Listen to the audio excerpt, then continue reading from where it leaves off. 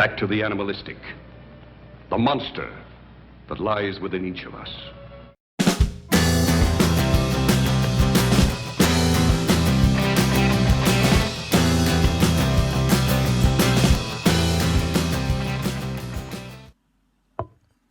Welcome back to the channel. Thanks a lot for tuning in, and this is my wrap-up video for the Halloween themed books I was reading. So I did a Halloween announcement TBR kind of video a little while back, and this month has been all about reading spooky stories or things that fit in with the Halloween theme.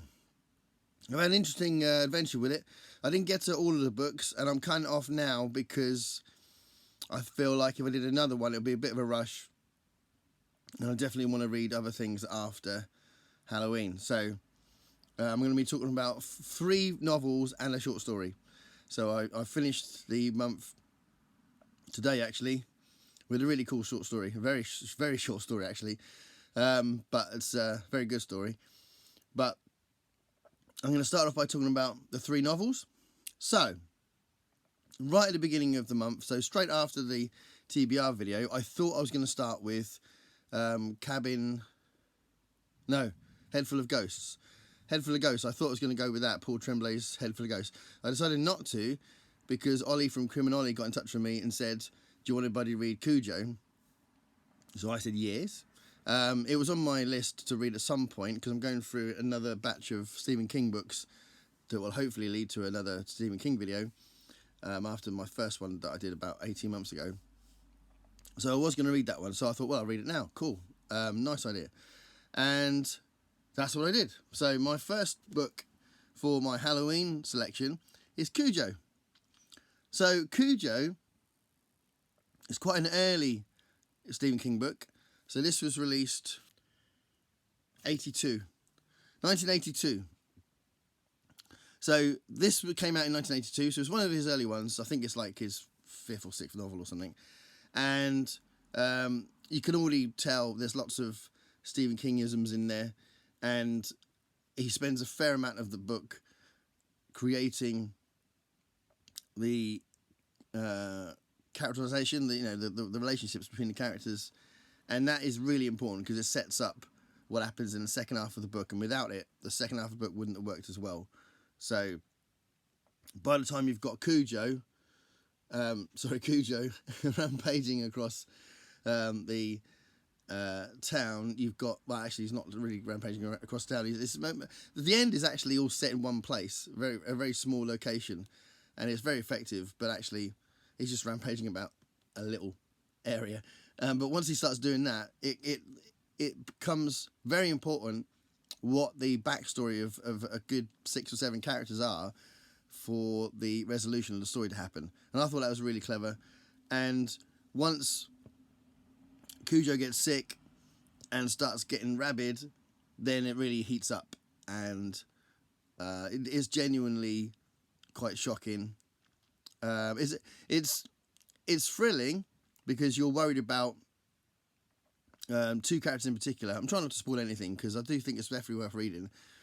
2 characters in particular you're particularly worried about, and by the time the book's finished,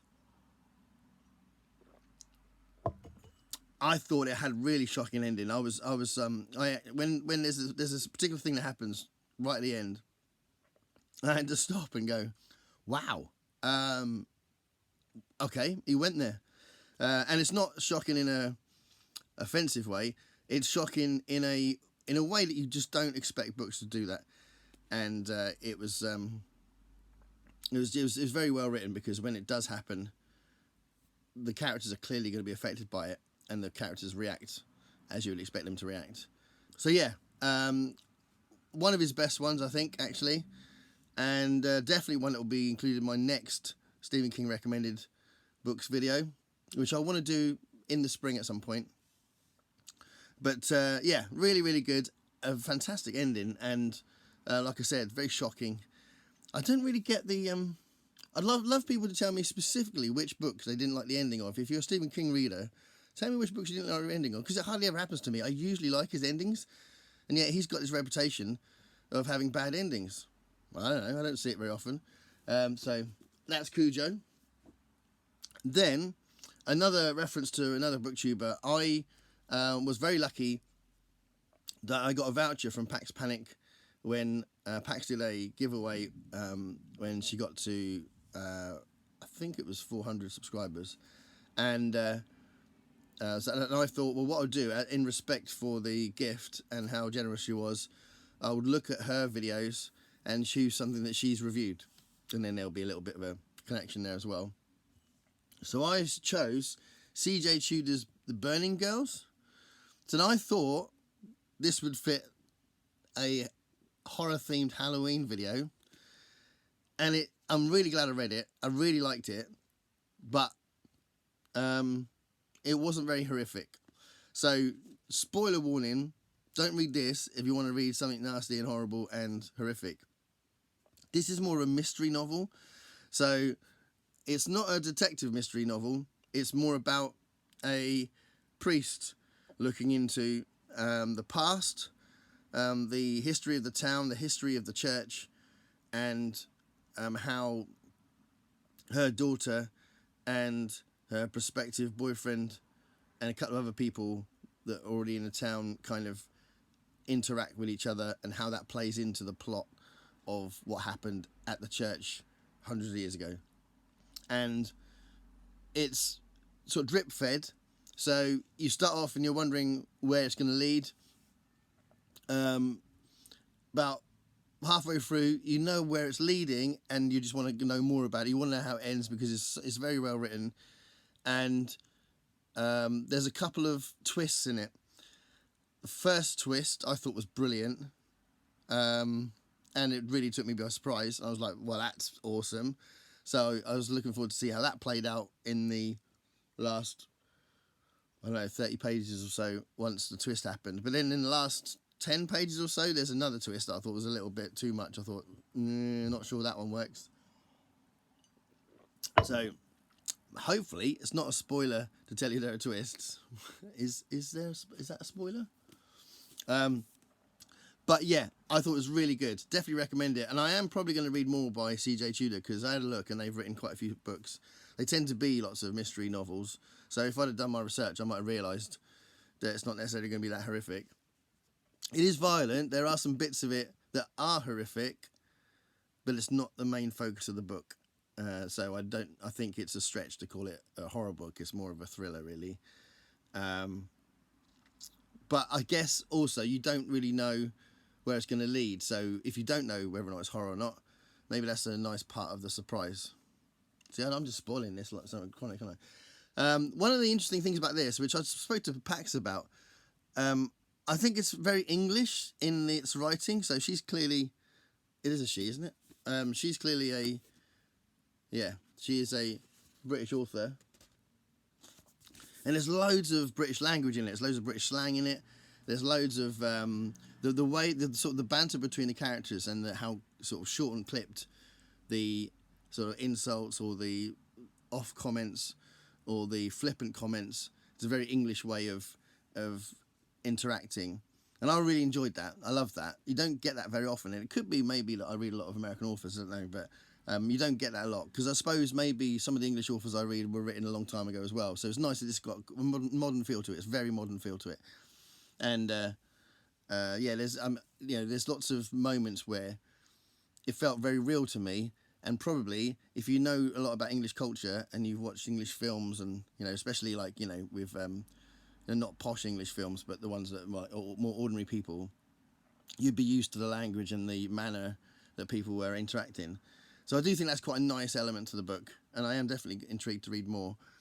But it wasn't particularly extreme or horrific, but it was good. I did really enjoy this. So thanks, Pax, for turning me on to this one. And then I read The Missing by Sarah Langan. So again, I can mention another booktuber here, because this was the first time I heard about this was thanks to Rachel at Shades of Orange. So Rachel does fantastic book reviews, and you get a lot of information about them, same as Pax and Ollie. You get a lot of information about the books, and you get a real sense of whether or not you want to go for it or not and try it. And this one did intrigue me, and it was really good. So I've just because I've only just finished it, I've just put a rating on Goodreads, and irritatingly, I wrote a review and it didn't. I wiped it out by accident, so I have to write another one.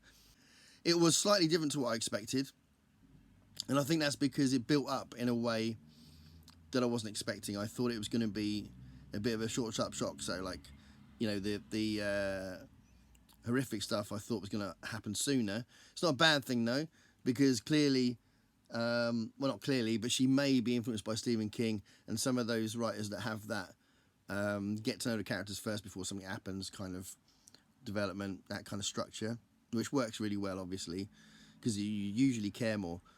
The one thing with this, though, and the reason why I gave it 4 stars, not 5 stars, is the second half of the book, when it really kicks off, or especially the last third, is really gripping. It's disgusting. It's very violent and nasty, but you are wondering what's going to happen next and who's going to survive. But a peculiar way about the way she writes, I absolutely got what she was doing, and she was giving a lot of detail about the characters' lives, about their relationships, and there was a lot in there, but I wasn't really connecting to the characters. So there was something about what she was doing. I mean, I do think it kind of reminds me all the time. I get this reminder about how good Stephen King is with characters. He is, you know, one of the best authors for characterization.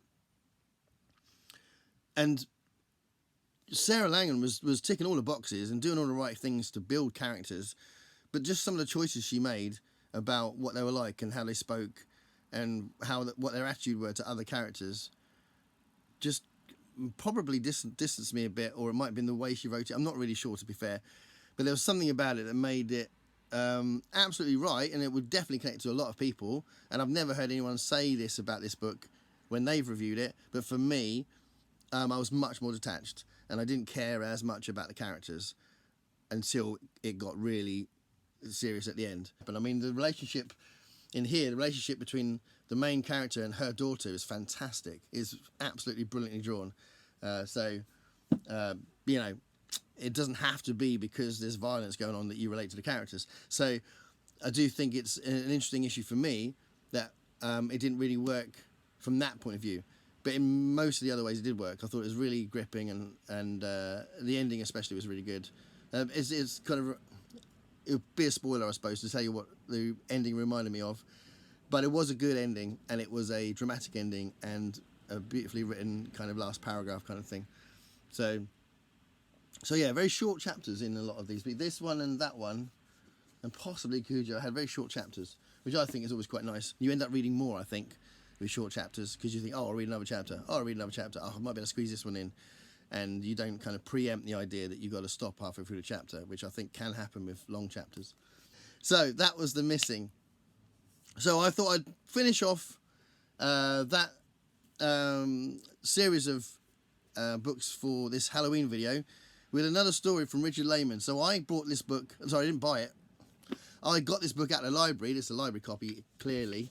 I got this book out of the library for Garb August, and I've renewed it because I want to keep reading it because I'm intrigued. So the first sort of bunch of stories that I read are quite nasty, and I think I used the word depraved. Definitely, there's some, you know, you do wonder whether he just likes attacking women. I'm not sure. I'm sure the author is not like his characters. But yeah, there was a little bit of a nastiness in there.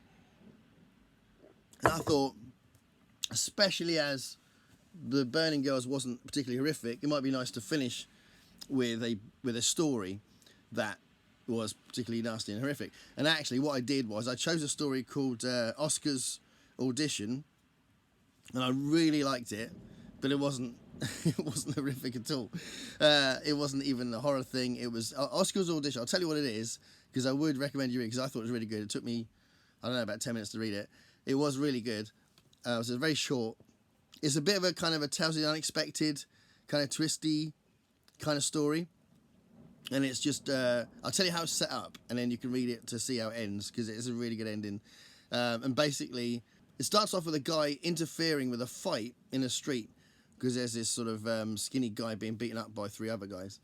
And then this 5th guy sees it, stops it, the other guys flee, and then the guy that interrupts the fight says to this other guy, skinny guy, do you want to go for a drink? And then he's saying, I think I recognise the signs that you just come out of prison. Do you want to do a robbery for me? And that's how it starts. And yeah, it's really good. So that was a nice way to finish. Not particularly horrific, but having said that, that wasn't either. That really was, and that was, because that's like a classic horror story and a very famous one. So particularly gory, really good, but not very gory, but it was really good. And then in a book full of stories that are really gory, I chose one that wasn't for this video. Amazing. So there we go. So that's what I've done this year for Halloween, and I'll revisit those other books probably before next Halloween, the ones that I put in that TBR, and I'll see whether I can squeeze something in before New Worlds November starts, and I'll be looking at science fiction again. So hope you enjoyed that and got something out of that. I would recommend all of those books for different reasons. Thanks a lot. Bye.